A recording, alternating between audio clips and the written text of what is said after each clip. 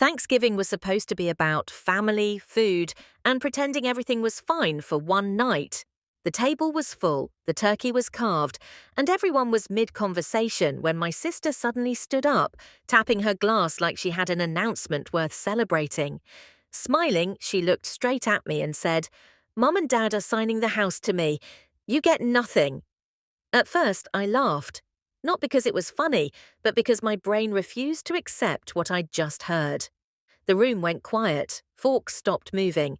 My parents didn't correct her. They didn't even look surprised. They just stared at their plates. That's when my chest tightened. This wasn't a joke. This was real, and it was happening in front of everyone. I felt heat rush to my face as years of memories crashed into me at once. Every holiday I showed up for, every time I helped without being asked, every sacrifice I thought mattered, all of it dismissed in a single sentence, delivered like a victory speech. That moment didn't just ruin Thanksgiving, it cracked something open in our family. And once the truth started coming out, nothing was ever the same again. The rest of the evening moved forward like nothing had happened, but for me, time felt broken. People went back to eating, laughing nervously, pretending the air hadn't just been ripped apart. I sat there staring at my plate, barely touching the food, replaying my sister's words again and again. "You get nothing." Each time it echoed, it hurt more. I kept waiting for my parents to say something, to correct her, to soften it, to explain. But they stayed quiet, and that silence spoke louder than anything else. After dinner, while others gathered in the living room, I finally pulled my parents aside into the kitchen. My hands were shaking, and I hated that they noticed. I asked them if what my sister said was true. They didn't answer right away. My mum sighed like she was already tired of the conversation, and my dad leaned against the counter, arms crossed. That's when I knew the answer before they even spoke. Yes, they were planning to sign the house to her. No, they hadn't planned to tell me yet. And yes, they thought it was simpler this way. I asked what simpler meant. My mum said my sister needed stability. My dad said I was more independent and would figure things out. Those words hit harder than the announcement itself. Independent, as if that meant disposable, as if every time I stood on my own it gave them permission to give me less. I reminded them how often I'd helped with repairs, bills, errands, things my sister never had time for. They nodded, but it felt rehearsed, like they'd already decided my role in this story. When my sister walked into the kitchen, she didn't look guilty. She looked annoyed, like we were dragging her into drama she felt above. She crossed her arms and said she deserved the house because she was more present in their lives. I almost laughed at that. Being present to her meant stopping by for holidays and posting family photos online. Meanwhile, I was the one answering late-night calls, driving them to appointments, fixing things when they broke. The argument escalated quickly. Voices rose. Old resentments spilled out. My sister accused me of being jealous. I accused her of being entitled. My parents tried to calm us down, but it was too late. The truth was already exposed. This wasn't about paperwork or inheritance. It was about years of favoritism, wrapped in polite excuses. The house was just the final proof. That night, I left early. I didn't say goodbye to everyone. I couldn't. The drive home was quiet, and for the first time, I felt something unexpected beneath the anger and sadness. Clarity. I realized I had been fighting for approval that was never going to come. No amount of loyalty or effort was going to change how they saw me. And that hurt, but it was also freeing. In the days that followed, messages trickled in. Some relatives apologized for how uncomfortable it was. Others told me to be patient, to understand my parents' choice. My sister didn't reach out at all. And strangely, I stopped waiting for her to. That Thanksgiving didn't just take something away from me, it showed me exactly where I stood. And once you see the truth that clearly, you can't unsee it. Looking back, the Thanksgiving announcement didn't come out of nowhere. It just felt that way because I had spent years convincing myself things were fair. Growing up, my sister was always the center of attention. If she needed help, everyone rearranged their schedules. If I needed help, I was told I was strong enough to handle it. At the time, I wore that label like a badge of honor. I thought being independent meant I was trusted and respected. I didn't realize it also meant I was easier to overlook. When we were younger, my parents often said my sister was sensitive and needed more support. Any mistake she made was explained away. Any argument we had somehow ended with me being told to apologize, even when I hadn't done anything wrong. I learned quickly that keeping the peace meant staying quiet. I became the reliable one, the one who didn't cause problems, the one who didn't ask for much. As adults, those roles never changed. My sister lived closer, but that didn't mean she helped more. She showed up for birthdays and holidays, smiling for photos, leaving early when things got inconvenient. I was the one who took time off work to drive our parents to appointments. I was the one fixing things around the house, handling paperwork, and answering calls when something went wrong. None of it was ever discussed as a contribution. It was just expected. The house itself held decades of memories. It wasn't just a building to me.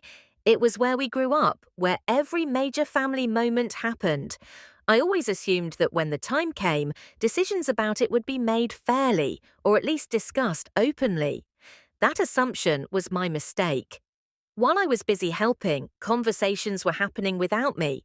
Plans were being made quietly, comfortably, without my input. After Thanksgiving, the more I thought about it, the more small moments started making sense. The way my parents avoided certain topics, the way my sister spoke about the house like it was already hers. The casual confidence she had that night wasn't arrogance, it was certainty. She knew something I didn't, and she had known it for a long time. I tried talking to my parents again a few days later, hoping emotions had cooled. I asked them when they had decided this and why I was never included in the conversation. They said they didn't want to hurt me. That answer stung more than the truth would have. They had made a life-changing decision about our family and thought silence was kindness.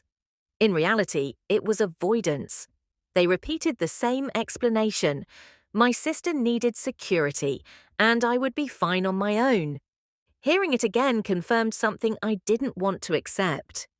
In their eyes, my resilience had become a reason to give me less, not more. My sister's dependence had been rewarded, while my reliability was taken for granted. That realization changed how I saw everything. It wasn't about the house anymore. It was about recognition, fairness, and being seen. I finally understood that no amount of explaining would rewrite years of ingrained roles. The favoritism wasn't accidental, it was habitual. Accepting that truth hurt, but it also answered questions I'd been carrying for most of my life. And once I understood it, I knew I had a choice to make. Keep trying to earn something that was never promised, or step back and start building a life where my worth didn't depend on anyone else's approval. The real fallout didn't happen at Thanksgiving. It happened weeks later, when the shock wore off and the questions wouldn't stop circling in my mind. I kept replaying that moment at the table, wondering how long everyone had known and how easily my absence from the decision had been accepted. Finally, I decided I needed answers, even if I didn't like them. I asked my parents to sit down with me and explain everything from the beginning. This time there were no relatives around, no holiday noise to hide behind, just us. That's when the details started coming out. The house wasn't as simple as my sister had made it sound. There were unpaid taxes, maintenance issues, and a loan I had never heard about. My parents admitted they felt overwhelmed by it all. They said my sister had offered to take responsibility, and signing the house to her felt like a solution to their stress. It wasn't framed as a reward, but as a relief. At first, that explanation almost made sense. Almost. Then I realized what they were really saying. They hadn't chosen her because she contributed more. They had chosen her because she asked for more. She positioned herself as the solution, while I stayed quiet, assuming fairness would come naturally. That realization hurt in a different way. It meant my silence had been mistaken for agreement. When I spoke to my sister privately, her tone was completely different from Thanksgiving. The confidence was still there, but now it was defensive. She said she was doing everyone a favor. She talked about how expensive upkeep would be and how much pressure she was under. When I asked why she announced it the way she did, she shrugged and said she didn't think it was a big deal. That answer told me everything I needed to know about how she saw me. The conversation turned tense when I brought up my years of help. She dismissed it, saying I liked being the responsible one. That sentence stuck with me. Somehow my effort had been rewritten as a personality trait, not a contribution. In her mind, I wasn't owed anything because I had chosen that role. It was easier for her to believe that than to acknowledge the imbalance. A few days later, I did something I never thought I would do. I spoke to a lawyer, not to fight for the house, but to understand my position. What I learned was eye-opening. The house came with obligations my sister hadn't fully considered: financial responsibilities, legal requirements, and long-term costs that weren't mentioned at Thanksgiving. Suddenly, the prize didn't look as shiny. When my sister realized this, her attitude changed. She started asking questions. She wanted advice. For the first time, she looked uncertain. And for the first time, I didn't rush in to help. Not out of spite, but out of self-respect. I had spent years stepping in without being asked, without being appreciated. That was the moment things truly shifted. I understood that being excluded from the house didn't make me powerless. It gave me distance. Distance gave me clarity. And clarity gave me the strength to stop carrying responsibilities that were never meant to be mine. The shift in our family dynamic became impossible to ignore once reality started setting in. What had sounded like a clean, generous gift at Thanksgiving slowly revealed itself to be something far more complicated. The house needed major repairs, the bills were higher than expected, and the responsibilities kept piling up. At first, my parents still spoke confidently, reassuring everyone that my sister had everything under control. But behind the scenes, cracks were already forming. My sister began calling more often. At first, the conversations were casual, almost friendly, as if nothing had happened. She asked questions about contractors, insurance, and paperwork, things I had handled for years without anyone noticing. Each call reminded me of how easily my efforts had been overlooked before. I answered politely, but briefly. I didn't volunteer to fix anything or take over. That boundary was new and it felt uncomfortable, but necessary. My parents noticed the change too. They started reaching out, asking why I seemed distant. When I explained that I was stepping back, they sounded surprised, even hurt. They said they needed me, that this transition was stressful. Hearing that stirred old instincts to jump in and help. But this time, I stopped myself.